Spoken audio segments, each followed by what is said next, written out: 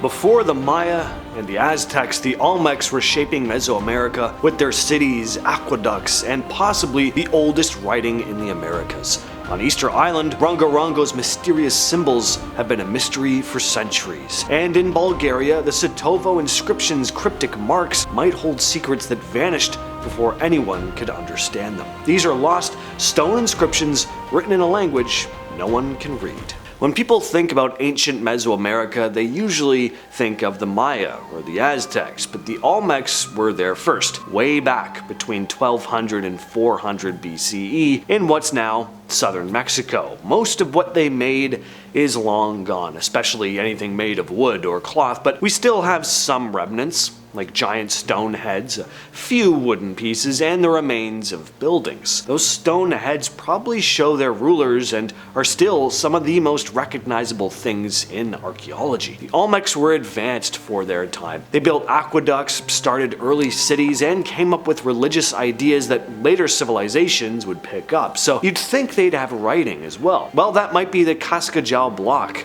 Discovered in the 1990s, it's a flat stone with 62 symbols carved into it. Some look like plants or animals, others are more abstract. What's strange is that the symbols don't match anything else we've found in the region. It's laid out horizontally, which is also unusual. Some think it's a list of names, dates, or gods, but no one's sure. If it really is writing, it could be the oldest in the Americas. The problem is, it's the only one of its kind, so without more examples, we're kinda stuck. Easter Island is known for its huge stone statues, but there's another mystery there that gets way less attention: Rongorongo. In 1866, a missionary noticed strange symbols carved into wooden tablets in people's homes. The locals didn't really know what they meant. They weren't using them anymore, and no one could read them. Only a few of these tablets still exist. Some say people also wrote on banana leaves, but those obviously didn't survive. Rongorongo was written in a style called boustrophedon, where each line reads in the opposite direction of the one before, like reading left to right, then left to right, and so on. There are around 120 different symbols, and some researchers think they might represent parts of the old Rapa Nui language. Others believe it wasn't a full writing system. No one's deciphered it yet, and since it doesn't look like any other writing system, we don't have anything to compare it to. But I know what you're gonna ask. Well, if it hasn't been deciphered, how were they able to tell what direction it was supposed to be read in? Well, even though we don't know what the symbols themselves mean, researchers can still learn a lot from how they're arranged on the tablets. One line symbols are upright and go left to right. The next line symbols are flipped upside down and go right to left. The next line is flipped back, and so on and so on. But that's about all they really know. Back in 1928, near a village called Sitovo in Bulgaria, someone found a strange carving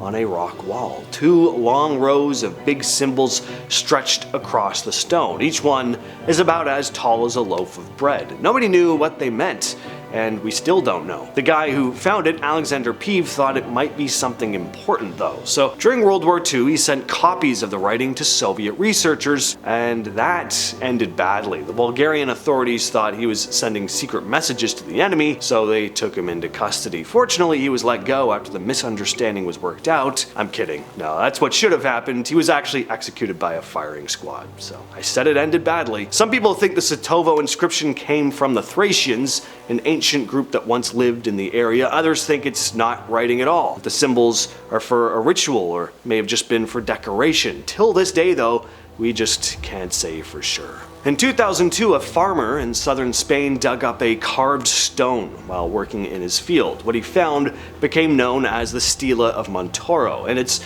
been confusing experts ever since. The stone is about 1.3 meters tall and covered in symbols that don't belong to any known language. Some of the symbols repeat, some don't, and they're arranged in a way that seems deliberate. It's not just some random doodles. People have compared it to Iberian, Phoenician, Greek, and Roman writing, but it doesn't really match any of them. Some researchers think it might be proto-writing, not a full writing system, but the early stages of one. Others think it could be religious or territorial markings. If it is writing, it could mean people in that part of Europe were developing written language much earlier than we thought, maybe around 1500 to 1000 BCE, but we don't know who made it, why they made it, or what it says. The Minoans lived on the island of Crete before the ancient Greeks we usually hear about. Between around 1800 and 1450 BCE, they used a script we now call Linear A. We've found a good number of these inscriptions, mostly on clay tablets found in palaces or storage areas, so it looks like they used it to keep records of trade, taxes, and supplies. Eventually, a related script called Linear B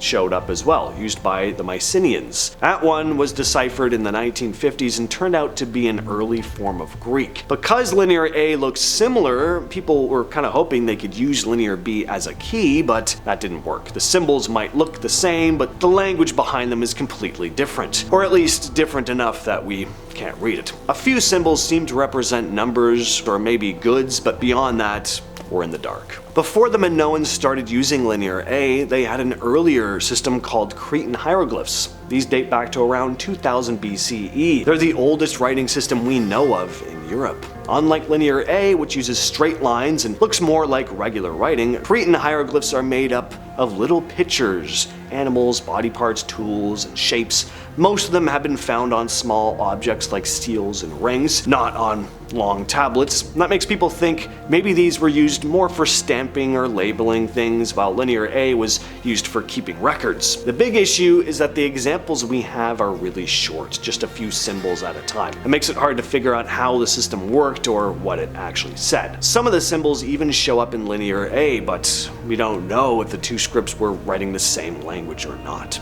Until someone finds a longer piece or a translation key, these hieroglyphs will stay a mystery. The Voynich Manuscript. This might be the weirdest book in the world. It showed up in 1912 when a rare book dealer named Wilfrid Voynich bought it from a library in Italy. The book is full of pages written in a language that no one can read. There are over 200 pages filled with this strange writing, along with bizarre drawings. There's plants that don't exist, there's odd diagrams, and what look like herbal recipes, maybe. Some parts look like astrology, some like biology, and some just do not make sense at all. People have been trying to crack the code for over 100 years. Some think it's an alchemy manual, others think it was just made up as a hoax. The writing is neat and consistent with no corrections, which is also rare for the time. That's either a sign of a very careful author or a very convincing fake. The name Jacobus de Tepenix, a real herbalist, was also found under UV light on one page, which gave people a bit of a clue, but it hasn't led to any real breakthroughs. The book might be from the early 1400s, but no one knows who made it or what it says. It's been a mystery since the day it was found. The Vinca Symbols come from a really old European culture that lived in the Balkans around 5500 to 4500 BCE. That's way before writing showed up in Mesopotamia, which is usually considered the start of it all. And for a long time, people thought that these symbols were just decorative, but more recent discoveries seem to show they might be something more. Over 700 different symbols have been found, which is about as many as in early Egyptian hieroglyphs. That's a lot for something that's supposedly not a writing system. These symbols show up on pottery, tools, figurines. Some even appear in patterns, like they were meant to be read or followed. The Vinca people weren't as primitive as you might expect for that time. They had tools, they used copper, they built complex homes, and made textiles. Some historians think their society was led by women as well and didn't have much hierarchy. There were no kings, no big armies. Eventually, something changed though, and parts of their culture disappeared, maybe pushed out by other groups. There's still debate over whether the symbols are really writing, but if they are, they could totally change how we think writing began. The Singapore stone is what's left of a big sandstone slab that used to stand near the mouth of the Singapore River. It had an inscription carved into it, but no one could read it,